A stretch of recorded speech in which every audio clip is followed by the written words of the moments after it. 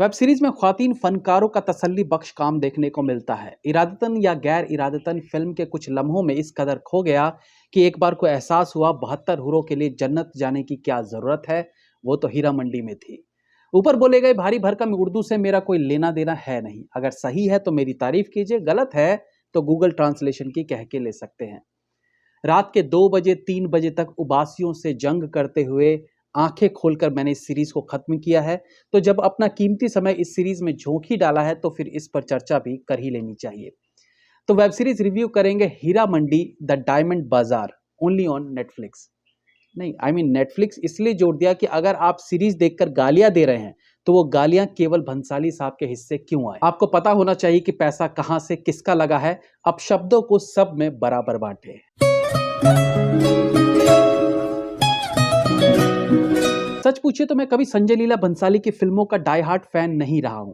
Yes, technically उनकी फिल्में अच्छी होती है, कैमरा वर्क अच्छा रहता है और सबसे खास बात वो अपनी फिल्मों में जो ग्रैंडनेस दिखाते हैं, वो चमक दमक और जो एक अपनी फिक्शनल वर्ल्ड बनाते हैं वो अनबिलीवेबल रहता था इसलिए कि वो कुछ समय पहले तक तो ठीक ठाक था, लेकिन अब तो वो सब कुछ टीवी सीरियल वाले भी दिखाने लगे हैं। महल जैसा घर जहां अचकन और लहंगा पहने घर के मेंबर्स तैयार होकर घर में क्यों बैठे रहते ये नहीं पता। तो संजय लीला भंसाली और उनके सेट में 19-20 का ही फर्क होता है।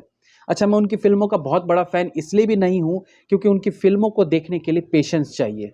ऑफ कोर्स उनका क्लाइमैक्स अच्छा होता है, लेकिन उससे पहले के 2 घंटे कई बार इतना इरिटेट करने लगते हैं कि क्लाइमैक्स तक फिल्म से कनेक्टेड रहना मुश्किल हो जाता है। और अब तो उन्होंने 7-8 घंटे की वेब सीरीज बनाई है और फिल्म मेकिंग स्टाइल उन्हीं का है, तो नियम भी उन्हीं के लागू होते हैं। यानी 90% फिल्म को झेलते हुए गुजरिए, तब जाके आखिर के 10% का मजा ले सकेंगे।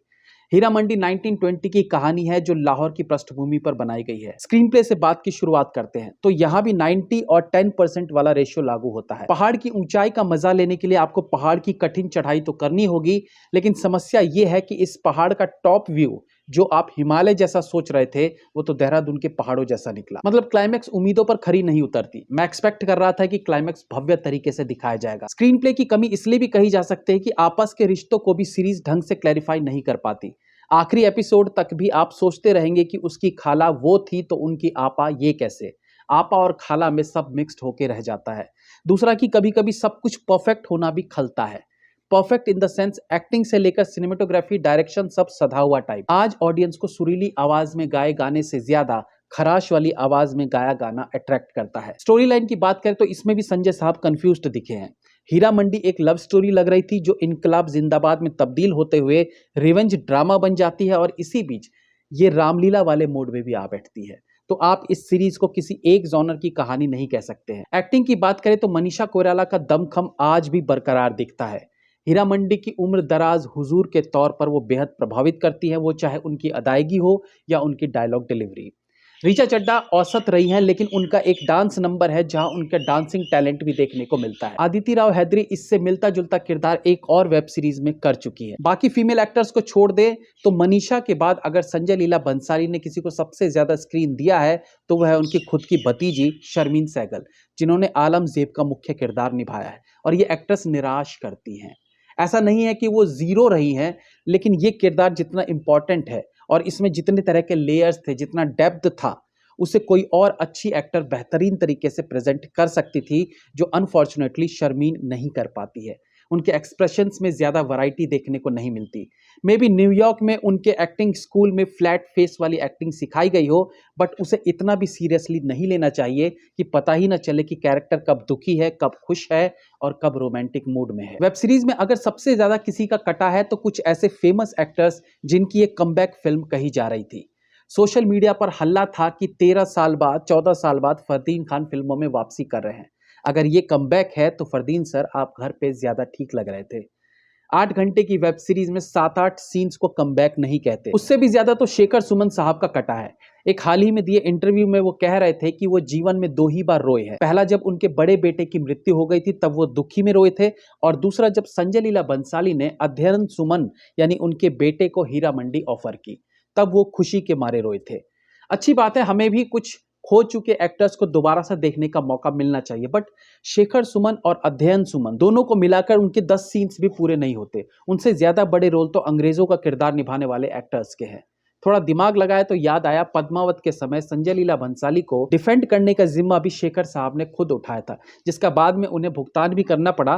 तो मे भी शायद उस फेवर के बदले उन्हें संजय लीला भंसाली ने ये रोल दिया हो। हम उतने डीप में नहीं जाएंगे। बात यह है कि शेखर सुमन और अध्ययन दोनों के ही किरदारों में उतना वजन नहीं महसूस होता है। One of the most important character Sonakshi Sinha का भी यही हाल था। And I am not sure कि भंसाली साहब को इस किरदार के लिए सोनाक्षी का कौन सा टैलेंट पसंद आया। उनकी डायलॉग डिलीवरी बहुत बनावटी लगती है, मानो उन्हें एफर्ट लगाना पड़ रहा हो बोलने के लिए। इवन उनका लुक, सीरियसली एक दृश्य में उनका माथा इतना बड़ा दिखाई देता है, ऐसा लगता है वो आधी गंजी है। I mean that's okay, but फिर क्या उन्हें और बेहतर तरीके से नहीं दिखाया जा सकता था, जहां उनके उस सर के पार्ट को बालों से ढककर दिखाया जाता। डायरेक्शन की बात करें तो एज आई ऑलरेडी सेड बहुत सधा हुआ है, बट उनका स्क्रीन प्ले इतना स्लो रहता है कि परफेक्ट डायरेक्शन भी उसकी भरपाई नहीं कर पाती। अंडरस्टूड था कि इस तरह की कहानी में गीत तो अच्छे खासे होंगे, फिर क्या उन गीतों के स्टैंडर्ड को बढ़ाया नहीं जा सकता था।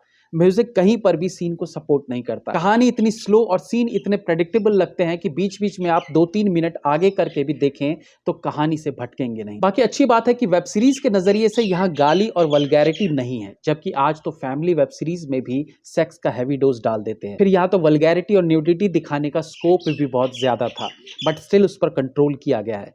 मुझे लगता है कि आप इस वेब सीरीज को सीरियल की तरह हर रोज एक एपिसोड देखिए, आपको कहानी ठीक ठाक लग जाएगी। मेरी तरफ से 2.5 stars. Have a nice day.